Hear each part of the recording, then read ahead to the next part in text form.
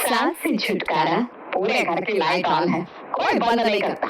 बिजली का बिल आएगा तब पता चलेगा। हाँ मम्मी, मैं भूल गया था, कर रहा हूँ। बहू को समझा दे, जब देखो लाइट जला जला कर पूरे घर में छोड़ देती है। जहाँ एक्स्ट्रा लाइट दिखे वहाँ बंद कर दे, नहीं तो बिजली का बिल तूफान की तरह आएगा। मम्मी, मैंने तो उसे बहुत बार कह दिया, लेकिन क्या करूँ मैं? अपने घर में उसने ऐसा देखा होगा कि सब लाइट जला जला कर रखते हैं। अब मेरे ससुराल में तो पूरे घर की लाइटें, पंखे सब ऑन ही रहता है। पता नहीं कैसे समझेगी ये। विनीत की पत्नी भी ऐसी आ गई तो कर्म फूट जाएंगे मेरे तो। पुष्पा कंजूसी की असली मिसाल है। कंजूसी में समझो उसे गोल्ड मेडल मिलना चाहिए। एक दिन पुष्पा रसोई में देखती है कि कविता फ्रिज से बची हुई सब्जी निकाल कर फेंकने जा रही है। पुष्पा की आंखें बड़ी बड़ी हो जाती है और वो कविता का हाथ तुरंत पकड़ कर कहती है, ये क्या, एक पतीला सब्जी तुम फेंकने जा रही हो? यहाँ किसी को नसीब में नहीं होता और तुम फेंक रही हो। मम्मी जी, क्या करूं, एक हफ्ते से पड़ी है, कोई खाता ही नहीं। मैं इनसे और देवर जी से 10 बार पूछ चुकी हूँ। आज नाश्ते में सब यही खाएंगे। पर मम्मी जी, ये खराब हो चुकी है, बदबू आ रही है इसमें से। फ्रिज में कुछ खराब होता है क्या? तुम मत खाना, हम तीनों खा लेंगे, तुम बस अपने लिए सब्जी बना ले। कविता देखती रह जाती है, उसका मुंह बन जाता है।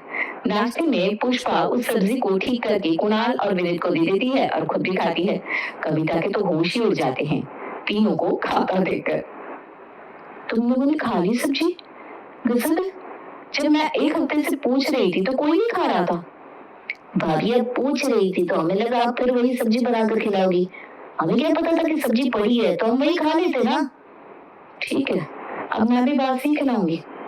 कविता अपने कमरे में चली जाती है और अपनी माँ से कहती है, मम्मी, मेरे ससुराल वाले तो गजब है, कितने दिनों का बचा हुआ खाना भी खा लेते हैं। गजब है, मेरी सास भी मानना पड़ेगा, मैं तो एक निवाला भी ना खा सकूं। तुझे क्या है, तेरे लिए तो अच्छा है ना, बासी बचा हुआ खा लेंगे तो तुझे झंझट नहीं होगी। ये बात भी सही है। दिन बीतने लगते हैं और विनीत के लिए आकांक्षा का रिश्ता आता है। आकांक्षा के घर से अच्छा खासा दहेज मिल रहा था तो पुष्पा लड़की को देखे बिना ही विनीत से कहती है, बेटा बुढ़ापे में सब एक जैसे ही दिखने लगते हैं, क्या गोरा क्या काला, क्या सुंदर क्या बदसूरत, 20 लाख कम नहीं होते। पता है ना तुझे लोन लेकर पढ़ाया था, तुम लोगों को किसी ने 1 रुपए की मदद नहीं की थी। बात तो मम्मी एकदम सही कह रही है। अरे बिना नानू को किया हाँ करते इस रिश्ते के लिए। ठीक है, तुम लोगों को जो समझ में आता है वो करो। कुणाल और पुष्पा आकांक्षा के घर उसे देखने के लिए चले जाते हैं और उसका रिश्ता पक्का कर देते हैं। आकांक्षा के घर वाले भी अपनी बेटी के लिए ऐसा ससुराल पाकर धन्य हो जाते हैं। मैं तो आप लोगों जैसे रिश्तेदार पाकर खुश हो गया हूँ, वरना आजकल लोग रिश्ते करने में ही खून पी जाते हैं। अरे भाई साहब, आप शादी की डेट निकलवाइए और जल्द से जल्द शादी करवाइए। 1 महीने में आकांक्षा और विनीत की शादी हो जाती है। शादी के पहले दिन आकांक्षा की पहली रसोई होती है और पुष्पा आकांक्षा से कहती है, आकांक्षा आज तेरी पहली रसोई है, तो नाश्ते में बचा कुचा खाना खाकर ही काम चला लो और तुम ना सीधे दोपहर की रसोई ही चढ़ा दो। ठीक है मम्मी जी। मम्मी जी, चाची जी और अगल बगल के कुछ लोगों को बुला ले क्या खाने पर? पुष्पा मन ही मन सोचती है, जितने लोग आएंगे उतना राशन भी तो लगेगा, लेकिन ये बात बोलूं कैसे इन दोनों को? अरे कोई जरूरत नहीं है किसी को बुलाने की, आकांक्षा बेचारी का पहला दिन है, वो कितने ही लोगों का खाना बना पाएगी। नहीं मम्मी जी, मैं आकांक्षा की मदद कर दूंगी ना। पहली रसोई अकेले ही बनाई जाती है, ऊपर से इन लोगों ने हमें बुलाया था क्या? जाओ आकांक्षा, तुम जाकर रसोई में खाना बनाना शुरू करो। हाँ अच्छा, मैं बता देती हूँ इसे कहाँ क्या पड़ा है और कितना बनाना है। बहू तू जाकर आराम कर, कल की थकी होगी, मैं बता दूंगी।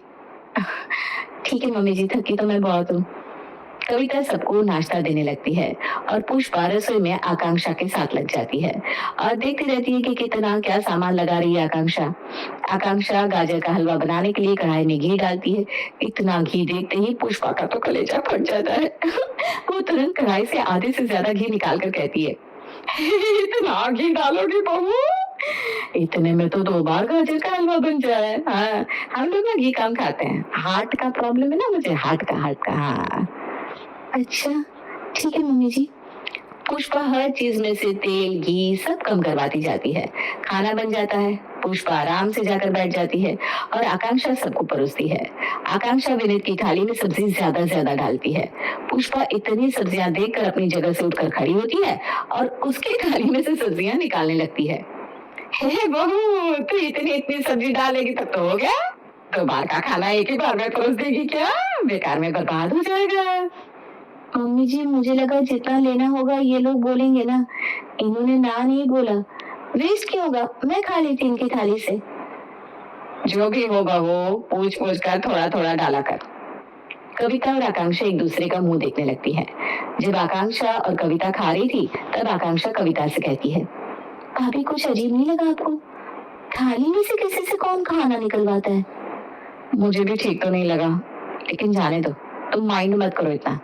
मम्मी जी का बर्थडे है कल, तो उनका बर्थडे हम जोरदार सेलिब्रेट करते हैं, कैसा रहेगा? हाँ भाभी, ये ठीक रहेगा। हम दोनों की शादी के बाद ये उनका पहला बर्थडे है, तो उनको लगना चाहिए ना कि उनकी अब 2 बहुएं हैं। कविता और आकांक्षा बर्थडे की प्लानिंग करने लगती है। दोनों मिलकर सबको इनवाइट करती हैं। अगले दिन सुबह पहले से पुष्पा को सत्संग में भेजकर डेकोरेटर वाले को बुलवाकर घर सजवाने लगती है और खाने वाली को बुलाकर खाना भी बनवाने लगती है। शाम को सारे गेस्ट आ जाते हैं। कुणाल पुष्पा को सत्संग से लेकर आता है। पुष्पा घर का दरवाजा खोलती है और सब ताली बजाते हुए कहते हैं, happy birthday to you, happy birthday to you, happy birthday to you, happy birthday to you. इतने लोगों को एक साथ देखकर पुष्पा सोचती है, क्या करूं हे भगवान, ये बहुएं तो मुझे लुटवा कर मानेगी।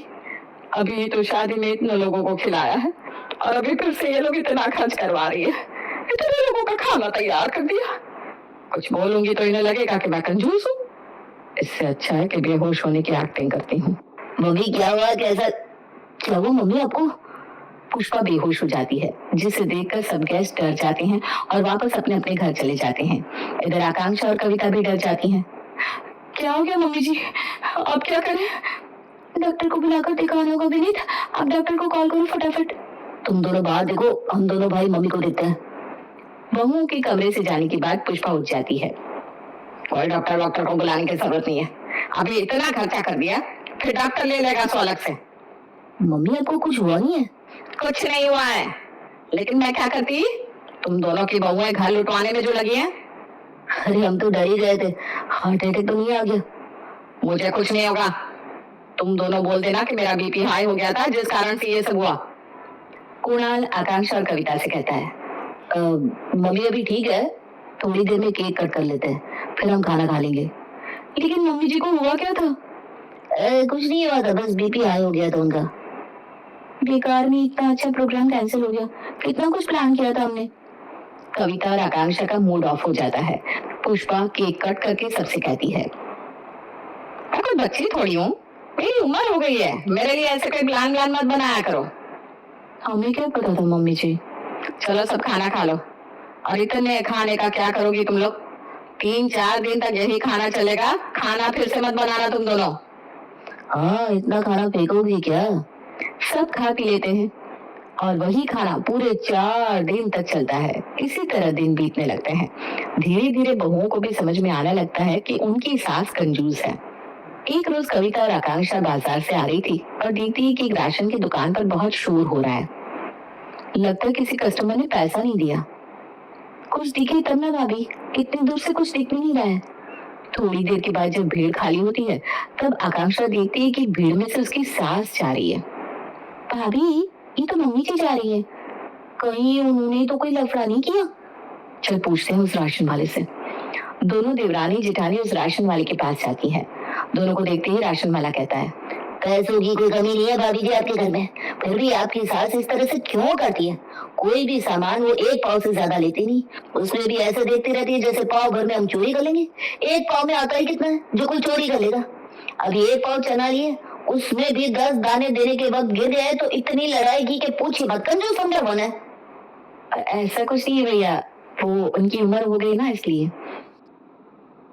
Patience is virtue. Waiting in metro ticket line is useless. So buy your metro tickets with Navi. कविता और आकांक्षा वहां से निकल जाती हैं और एक दूसरे से कहती हैं, भाभी मम्मी जी ने तो हद ही कर दी, इस तरह से तो नहीं चलेगा। ऐसे तो हमारी इज्जत चली जाएगी बाजार में। दोनों घर आती हैं और कविता को याद आता है कि कल उसकी किटी है। अरे कल तो मेरी किटी है, मैं तो भूल ही गई थी। तो क्या हुआ भाभी, मैं हूं ना, मिलकर कर लेंगे तैयारी। छोले भटूरे खाने में, नाश्ते में चाय कॉफी या कोल्ड ड्रिंक कर देंगे और फिर ढोकला और उसके बाद खाना। हाँ ये ठीक है, और फ्रेंच फ्राइज भी। अगले दिन सुबह से ही दोनों देवरानी जेठानी रसोई में लग जाती है। पुष्पा दोनों को देखकर समझ जाती है कि आज कुछ तो है। बहू नाश्ता लगा दो। हाँ मम्मी जी। एक काम करते हैं, नाश्ते में सबको ना ढोकला ही दे देते हैं आकांक्षा। ठीक है, मैं सबको ढोकला दे देती हूँ, आप तब तक छोले बना लो। आकांक्षा सबको ढोकले देती है और पुष्पा ढोकला देखते ही कहती है, आज कुछ है क्या? दोनों सुबह से लगी हो और ढोकला मिला है खाने को। हाँ मम्मी जी, आज भाभी की किटी है। तब तो ठीक है, सबको चाय पानी दे देना और ढोकला खिला देना, और क्या। नहीं मम्मी जी, इतने में क्या ही होता है, सब पेट भर के खाएंगे। हमने छोले भटूरे और फ्रेंच फ्राइज बनाने का सोचा है। अरे बहू इन सब की क्या जरूरत है, ढोकला बहुत है। झूठ मूठ तुम इतनी मेहनत कर रही हो, 2 ढोकले में तो पेट भर जाता है।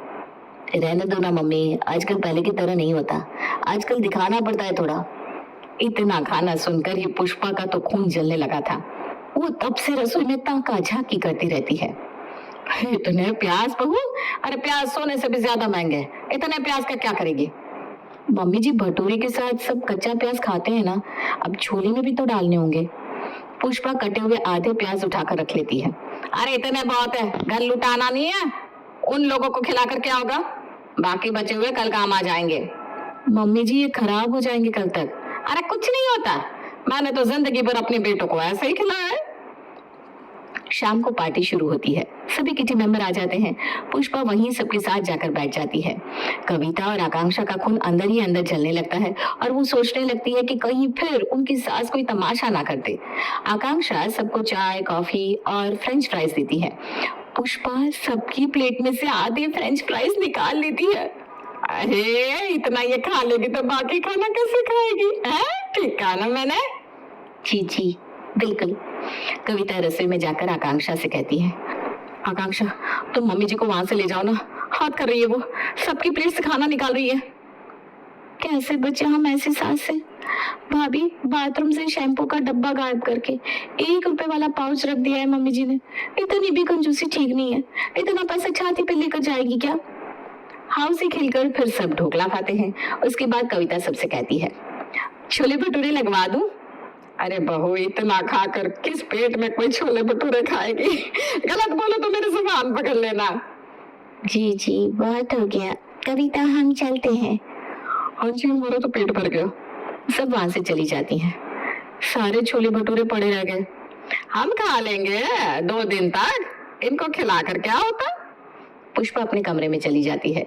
इधर दोनों बहुएं चिड़चिड़ाकर लाल हो जाती है और कविता कहती है, आज कुणाल के आते ही मैं उसे ये सब बता दूंगी और कह दूंगी कि मैं अब तुम्हारी माँ के साथ नहीं रह सकती हूँ। पूरे घर के लाइट बंद कर देती है। भाभी लाइट तो छोड़िए, टमाटर उठाकर रख दिए मम्मी जी ने ताकि हम ज्यादा यूज ना कर पाए, और नींबू भी छुपा दिए थे, किसी को भटूरे के साथ दे ही ना पाए। हाथ होती है यार। इतने में ही विनित और कुणाल घर आ जाते हैं। विनित कहता है, खुशबू तो बहुत अच्छी आ रही है, लगा दो फटाफट भटूरे। हाँ भाई बाहर तक खुशबू आ रही है, खाना लगा दो। खाना नहीं मिलेगा, हमें मम्मी जी के साथ नहीं रहना। अरे ऐसा क्या हो गया भाई अचानक? देवर जी पूछे मत, मम्मी जी ने जीना हराम कर दिया है हमारा। आज तो उन्होंने हद ही पार कर दी किटी में, मेरी सहेलियों के प्लेट से खाना तक निकाल लिया और उनके सामने लाइट ऑफ करने लगी। राशन वाले से लड़ाई कर लेती है 2-4 रुपए के लिए। इस तरह नहीं चलता है, थक गए हम पूरा दिन झेल झेल कर। तुम दोनों कैसे बात कर रही हो? वो हमारी माँ है और तुम दोनों उनसे अलग नहीं हो सकती हो। अरे तो अपनी माँ को समझाओ ना कि इतनी कंजूसी ना करे, सब कुछ तो है हमारे पास, फिर क्यों करती है ऐसा? भाभी अभी ना हमारे पास पैसा है, एक वक्त था जब हमारे पास कुछ नहीं था।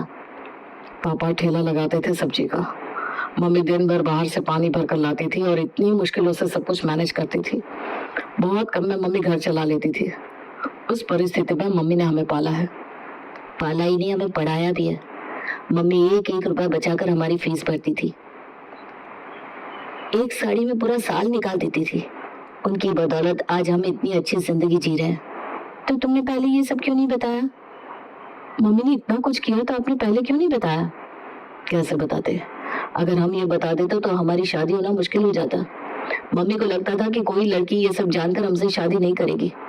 तुम लोगों के पास तो सारी फैसिलिटीज है। मम्मी ने तो कभी फ्रिज देखा भी नहीं था। हम मम्मी से अलग कभी नहीं हो सकते। तुम्हें मम्मी से अलग होना है तो तुम मुझे छोड़ दो। कंजूस कोई होता नहीं है, उसकी परिस्थिति उसे ऐसा करने पर मजबूर कर देती है। मम्मी ने इतना कुछ देख लिया है, अब उसे डर लगता है कि कहीं वो दिन वापस ना आ जाए, तो हमें देखकर चलना चाहिए। हमें नहीं पता था ना ये सब के बारे में। अब हम समझ चुके हैं मम्मी जी के बारे में। अब हम कभी कुछ ऐसा नहीं करेंगे। जाओ, तुम दोनों मम्मी जी को लेकर आओ, हम दोनों खाना लगाते हैं। आकांक्षा और कविता सबके लिए छोले भटूरे परोसती है और सब साथ में मिलकर खाते हैं। ये फालतू की लाइट ऑफ कर दो आकांक्षा। भाभी, कल भी हम यही खा लेंगे। हाँ, पुष्पा मुस्कुराने लगती है और दोनों बहुओं उसकी ओर देखकर कहती हैं, अब हमें ही तो घर देखकर चलना होगा ना? क्या मम्मी जी?